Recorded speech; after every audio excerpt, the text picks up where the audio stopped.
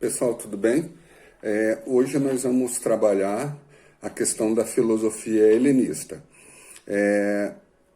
Nessa concepção filosófica, nós vamos ter quatro correntes aí que se destacam: o epicurismo, o estoicismo, o cinismo e o ceticismo. Essas correntes filosóficas, elas têm como ponto que une elas o princípio da ataraxia.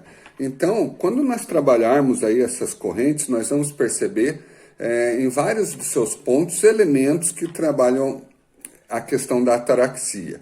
A ataraxia é a ausência de perturbações da mente, né? É a ausência de preocupações em relação àquelas coisas que permeiam os homens. E ela exige que os indivíduos regulem as paixões diante das adversidades a fim de levar uma vida pacífica e equilibrada. Então, um dos princípios da ataraxia é evitar os prazeres desnecessários. E esse processo é um processo racional. Bom, a primeira corrente que nós vamos trabalhar é a epicurista, né, que vem de Epicuro. Essa corrente filosófica, ela trabalha com a ideia de que o fim da existência é o prazer. Mas não um prazer a qualquer custo. É um prazer que ele é alcançado por meio da razão. Por quê? Porque é a razão que me vai dar a capacidade de ter discernimento. Ou seja, de escolher aquilo que é certo ou errado, aquilo que eu devo buscar, aquilo que eu devo evitar. Por quê? Porque para os epicuristas não é possível uma vida prazerosa sem o discernimento. Então, o prazer que os epicuristas buscam é um prazer que tem como elemento para que você chegue a ele a razão. Eles trabalham, né, eles defendem, e aí a conexão com a ataraxia, uma vida simples, afastada da política e do cotidiano da cidade, né? Eles foram um grupo de filósofos que eles resolveram se afastar da cidade, né? Então que eles ficaram conhecidos como os filósofos do jardim. A próxima corrente filosófica são os estoicos, né? E eles têm uma espécie de contraponto em relação aos epicuristas, porque eles criticam a questão do prazer, né? Eles desprezam os prazeres, pois são fontes de males para esses filósofos, né? Eles trabalham numa chave de aceitação da necessidade decorrente de uma ordem universal. Eles trabalham como se tudo tivesse numa constante conexão. Então, se tudo está dentro de uma constante conexão, você deve exercitar essa insensibilidade da dor e do sofrimento. Por quê? Porque isso faz parte da vida do ser humano.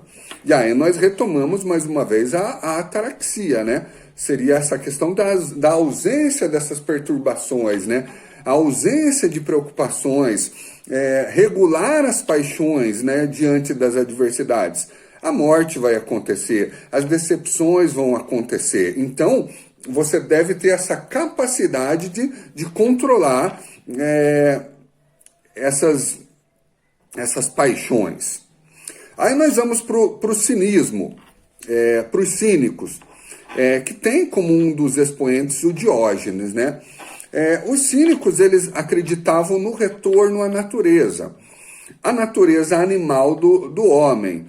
E quando você fala de uma natureza animal, é você agir buscando nada mais além daquilo que você precisa. Ou seja, você precisa de alimento, mas você não precisa de um banquete. Você precisa de moradia, mas você não precisa de um palácio. Então, eles trabalham com uma ideia de que não deveria haver governo, propriedade privada, casamento, religião fixa. Como eu já falei, eles desprezavam o luxo e a busca dos prazeres artificiais dos sentidos, né? Isso, na verdade, atrapalhava a vida do homem. Como eu falei, um dos expoentes do cinismo é o Diógenes, e ele tem uma passagem muito célebre, né, que ele se encontrou com o Alexandre o Grande. O Alexandre, ele tinha uma personalidade na qual ele admirava muitas vezes as pessoas. Então, ele é admirado com esse desapego do Diógenes em relação às questões materiais. Num encontro que ele teve com esse pensador, ele ofereceu a Diógenes a possibilidade de escolher qualquer coisa. Então ele chegou e falou para o Diógenes: faça um pedido que eu vou lhe atender. E o Diógenes respondeu que ele saísse da sua frente, que ele estava atrapalhando o seu momento de tomar sol, né? Então veja, Diógenes poderia pedir qualquer coisa, mas simplesmente pediu para que Alexandre saísse da sua frente porque ele gostaria de continuar tomando sol. Ou seja, ele não queria nada além daquilo que a natureza lhe oferecesse. Mais uma vez, a conexão com a ataraxia, né? Você evitar os prazeres desnecessários. E a quarta corrente que nós vamos abordar é o ceticismo. O ceticismo, essa corrente, o termo, ele acaba sendo bem fiel ao que nós consideramos como ceticismo hoje, né? O ceticismo, ele trabalha com uma espécie de dúvida em relação a algo. Ou seja, muitas vezes quando você está sendo cético é que você está duvidando, você está não acreditando na possibilidade de algo.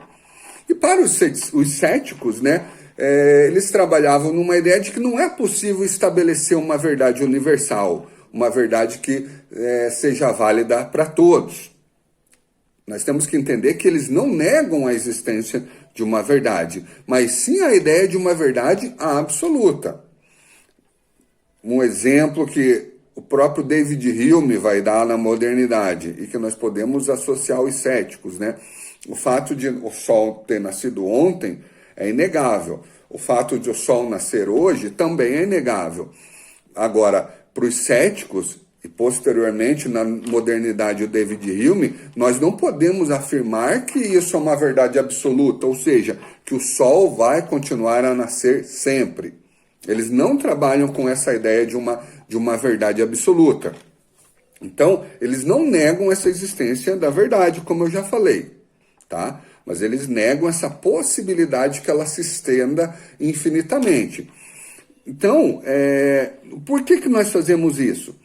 Se para o Hume nós fazemos isso devido ao hábito, para os céticos nós fazemos isso devido às nossas opiniões, que são pautadas pela aparência das coisas, ou seja, eu afirmo algo devido ao que eu vejo. Então, se ontem eu vi que o Sol nasceu, hoje eu vi que o Sol nasceu, devido a uma opinião, eu vou afirmar que o Sol continua nascendo sempre. Então,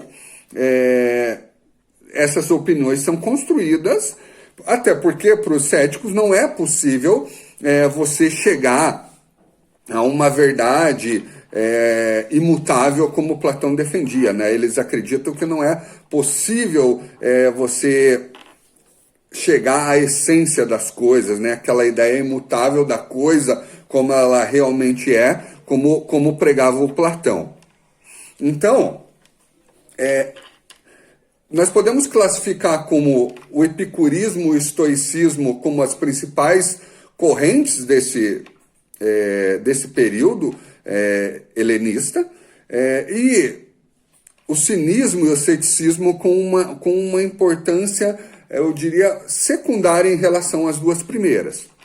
Então, quando você vai trabalhar essas quatro concepções, é fundamental você entender o conceito de ataraxia, como eu falei, que é uma capacidade, né, que os indivíduos desenvolvam, de não se apegar ao material, de não se levar pelas suas paixões, e paixões aqui está relacionada aos sentimentos, né? Então eu não posso ser contagiado pelo amor, pela tristeza, pela raiva.